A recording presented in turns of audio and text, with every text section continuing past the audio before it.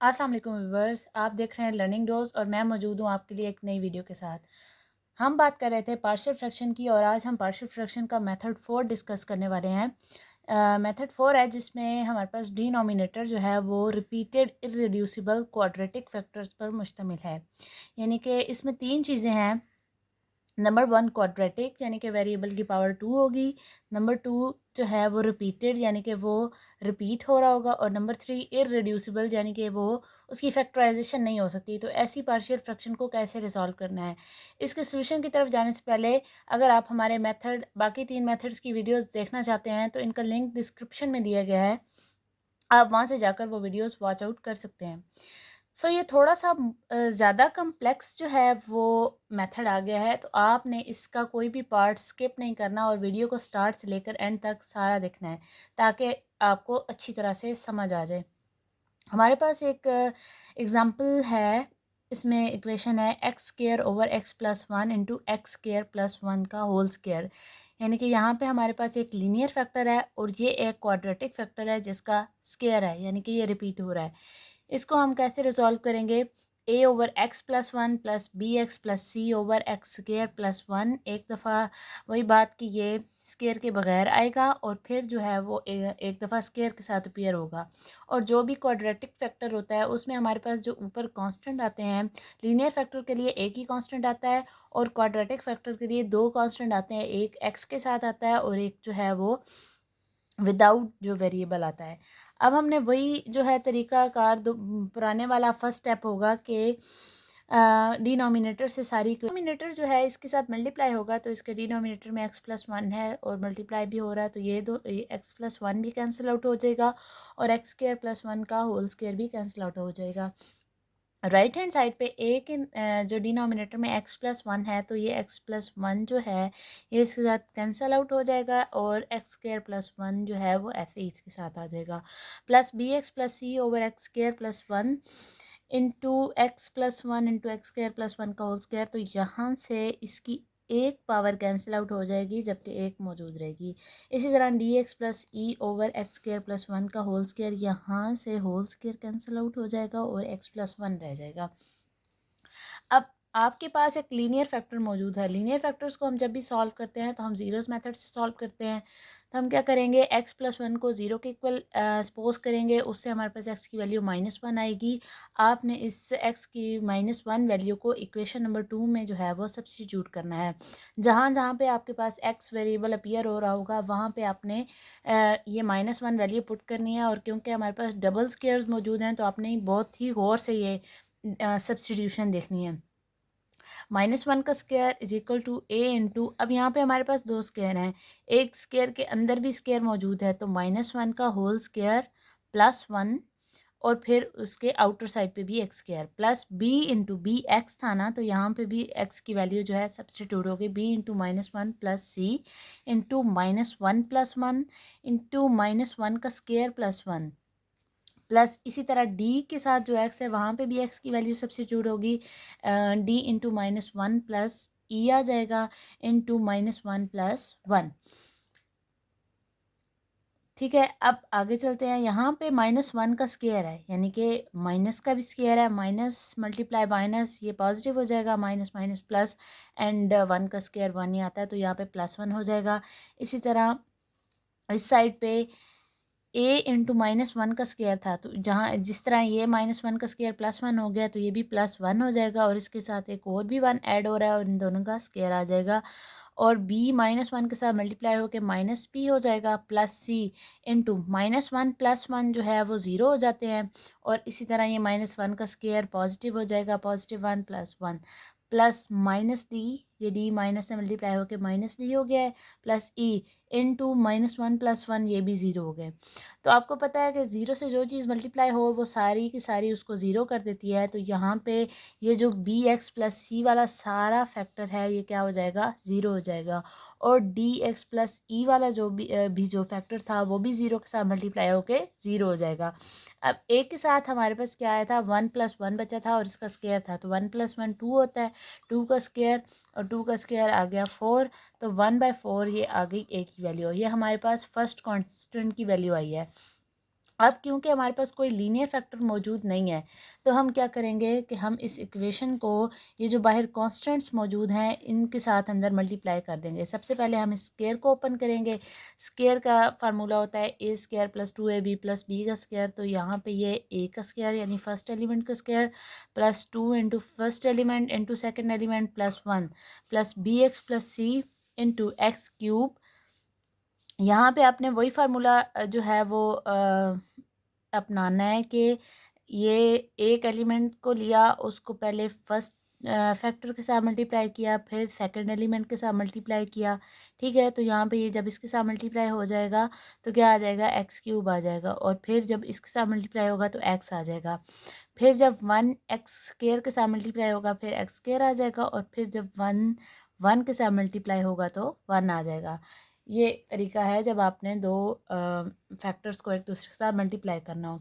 Plus D X plus ई, इसी तरह D x जो है वो एक्स के साथ मल्टीप्लाई होगा, डी एक्स स्केयर आ जाएगा, फिर डी एक्स आ जाएगा, फिर ई एक्स आ जाएगा और फिर लास्ट पे ई आ जाएगा।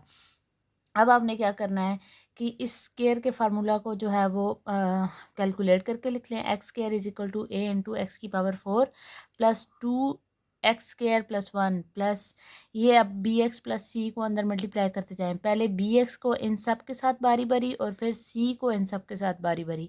तो बी एक्स जब एक्स क्यूब के साथ मल्टीप्लाई होगा तो बी एक्स की पावर 4 आ जाएगा, बी एक्स स्केयर आ जाएगा, बी एक्स क्यूब आ जाएगा और बी एक्स आ जाएगा।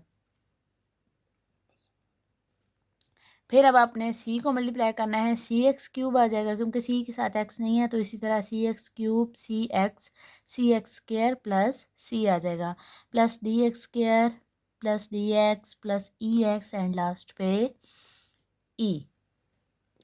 अब चलते हैं कि अब आपने ए कांस्टेंट को भी जो है वो मल्टीप्लाई कर देना है अंदर। यहाँ पे हमारे पास इक्वेशन कुछ इस तरह से बनेगी, X square is equal to A X की power 4 plus 2 A X square plus A plus B X की पावर 4 प्लस ये सारी इक्वेशन उसी तरह से आ जाएगी। और जब हमारे पास ऐसे फैक्टर हों जो कि इररिड्यूसिबल हों यानी कि उनकी फैक्टराइजेशन ना कर सकें तो हम उनको उनके कोफिशिएंट्स को कंपेयर करने के मेथड से जो है सॉल्व करते हैं। यानी कि कोफिशिएंट मैंने आपको बताया था कि वेरिएबल के स्टार्ट में जो कांस्टेंट नंबर्स लगे होते हैं वो आपके पास कोफिशिएंट्स होते हैं। तो यहाँ पे जो ए बी 4a 3b ये हमारे पास अपीयर हो रहे हैं, ये सारे जो हैं वो आपके पास कोफिशिएंट्स हैं। हम बारी बारी इन एक्स की पावर्स के कोफिशिएंट्स को कंपेयर करते जाएंगे और उससे हमारे पास कांस्टेंट्स की वैल्यू आ जाएगी। सबसे पहले हमारे पास ए की वैल्यू तो आ चुकी है। Now, first of all, comparing the coefficients of x4 in equation 3. अब इक्वेशन के लेफ्ट हैंड साइड पे हमारे पास एक्स स्केयर मौजूद है, यानी कि एक्स क्यूब भी नहीं है और एक्स की पावर 4 भी नहीं है। तो जब एक्स की पावर 4 मौजूद नहीं है तो हम ये सपोज करेंगे कि यहाँ पे 0 एक्स की पावर 4 है, यानी कि एक्स की 4 का कोफिशिएंट जो है हमारे पास लेफ्ट हैंड साइड पे 0 है। और इस साइड पे एक्स की पावर 4 के साथ क्या आ रहा है, ए आ रहा है और बी आ रहा है। इसके अलावा कोई भी कोफिशिएंट जो है वो एक्स की पावर 4 का मौजूद नहीं है, ए प्लस बी है सिर्फ। तो ए प्लस बी आ जाएंगे राइट हैंड साइड पे। 0 इज इक्वल टू ए की वैल्यू है 1/4 प्लस बी। तो ये 1/4 जब दूसरी साइड पे शिफ्ट होगा तो -1/4 आ जाएगा। ये आपके पास आ गई बी की value. Same as it is comparing the coefficient of X cube in equation 3। ये इक्वेशन जो 3 ऊपर मौजूद है, दोबारा से मैं वो इक्वेशन दिखा देती हूँ कि यहाँ पे एक्स क्यूब के यानी कि जो एक्स की पावर 3 है उसके कोफिशिएंट्स को हमने कंपेयर करना है। हमारे पास दोबारा से लेफ्ट हैंड साइड में एक्स क्यूब का कोई भी वैल्यू मौजूद नहीं है, तो हम इस एक्स क्यूब के जो कोफिशिएंट है उसको लेफ्ट हैंड साइड पे 0 कंसीडर करेंगे, यानी कि हमारे पास 0 एक्स क्यूब मौजूद है। और राइट हैंड साइड पे एक्स क्यूब के साथ कौन कौन से कोफिशिएंट्स हैं, एक तो एक्स क्यूब वाली वैल्यू ये है बी और फिर दूसरी एक्स क्यूब वाली वैल्यू है ये सी। तो बी प्लस सी आ जाएंगे। अब b की वैल्यू हम ऊपर जो है कैलकुलेट कर चुके हैं -1/4। तो यहाँ पे हम -1/4 जब इसको सब्सटीट्यूट करेंगे तो जब इस तरह से c की वैल्यू, जब ये b की वैल्यू उधर शिफ्ट होगी तो c की वैल्यू 1/4 आ जाएगी। अब एक्स क्यूब के बाद चलते हैं एक्स स्केयर की तरफ। तो यहाँ पे हम करेंगे comparing the coefficients of x square in equation 3। अब दोबारा से हम इक्वेशन 3 की तरफ चलते हैं। यहाँ पे एक्स स्क्वायर मौजूद है, यानी कि एक्स स्क्वायर। अब जिसके साथ कोई कोफिशिएंट नहीं लगा होता तो उसका मतलब होता है कि उसके साथ 1 है कोफिशिएंट। तो इधर एक्स स्क्वायर के साथ 1 है और यहाँ पे एक्स स्क्वायर के साथ है 2a। इसके अलावा बी, सी एंड डी। दोबारा से बता रही हूँ, 2a, b, c and d। तो हम ये सारे कोफिशिएंट्स लिख लेंगे 2a plus b plus c plus d। ये इक्वेशन 3 में एक्स स्क्वायर के कोफिशिएंट्स हैं राइट हैंड साइड पे और लेफ्ट हैंड साइड पे है 1। तो अब यहाँ पे हमारे पास a की वैल्यू भी आ चुकी है, b की भी और c की भी। तो हम यहाँ पे वैल्यूज़ हमने पुट कर देनी है। 2a है तो 2 इंटू 1/4 प्लस b की वैल्यू है -1/4 और c की वैल्यू है +1/4 प्लस d आ जाएगा।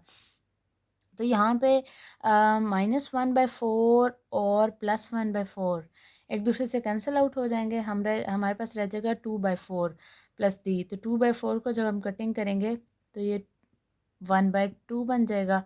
तो हमारे पास आ जाएगा 1 = 1/2 प्लस d।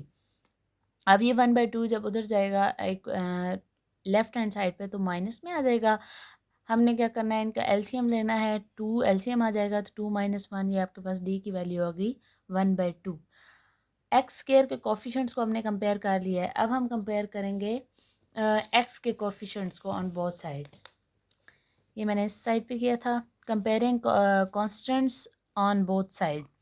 हमने कॉन्स्टेंट्स को जो है, अगर हम कॉन्स्टेंट्स को कंपेयर कर लें या हम जो है वेरिएबल की पावर्स को कंपेयर कर लें, हमारे पास आंसर सेम ही आते हैं, तो इसलिए घबराने की कोई बात नहीं है। कॉन्स्टेंट्स की वैल्यू जो है, दोबारा से चलते हैं इक्वेशन 3 की तरफ। हमारे पास कांस्टेंट जो है वो इधर लेफ़्ट हैंड साइड पे हमारे पास सिर्फ वेरिएबल मौजूद है, कोई कांस्टेंट मौजूद नहीं है। तो इधर हम कंसीडर करेंगे कि हमारे पास कांस्टेंट क्या है, 0 है। और इधर कांस्टेंट वो वैल्यू होती है जो किसी भी वेरिएबल के बगैर हो। तो यहाँ पे कांस्टेंट कौन कौन से अपीयर हो रहे हैं, a and c and e। तो हम ये लिख लेंगे, राइट हैंड साइड पे हमारे पास a plus c plus e है और लेफ्ट हैंड साइड पे है 0। तो a की वैल्यू हमने सब्सटीट्यूट की और c की वैल्यू सब्सटीट्यूट की 1/4 प्लस 1/4। इसी तरह इनका एलसीएम आ जाएगा, ये बन जाएगा 2/4 और ये 2/4 1/2 बन जाएगा। और जब ये 1/2 लेफ्ट हैंड साइड पे शिफ्ट होगा तो ये क्या हो जाएगा, -1/2 हो जाएगा। अब हमारे पास पांचों कॉन्स्टेंट्स की वैल्यू आ चुकी हैं। अब हमने करनी है सब्स्टिट्यूशन। हमने इसको कहाँ सब्स्टिट्यूट करना है, हमने इसको इक्वेशन 1 में सब्स्टिट्यूट करना है और इसको बहुत गौर से देखना है, कहीं पे भी मिस्टेक नहीं करनी। इसीलिए स्टार्ट से लेकर एंड तक इसको देखना है।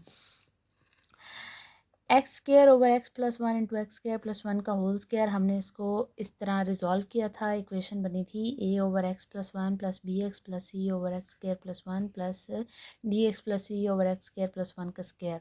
तो मैंने आपको कहा था कि जब हमारे पास कांस्टेंट की वैल्यू फ्रैक्शन में आती है तो वो थोड़ी सी सब्स्टिट्यूट करनी मुश्किल होती है। तो आपने क्या करना है, a को अलग कर लेना है, इसी तरह बी एक्स प्लस सी को भी अलग कर लेना है और डी एक्स प्लस ई को भी अलग कर देना है और जो आपके पास नीचे डिनोमिनेटर्स हैं उनको अलग कर लेना है 1 ओवर में।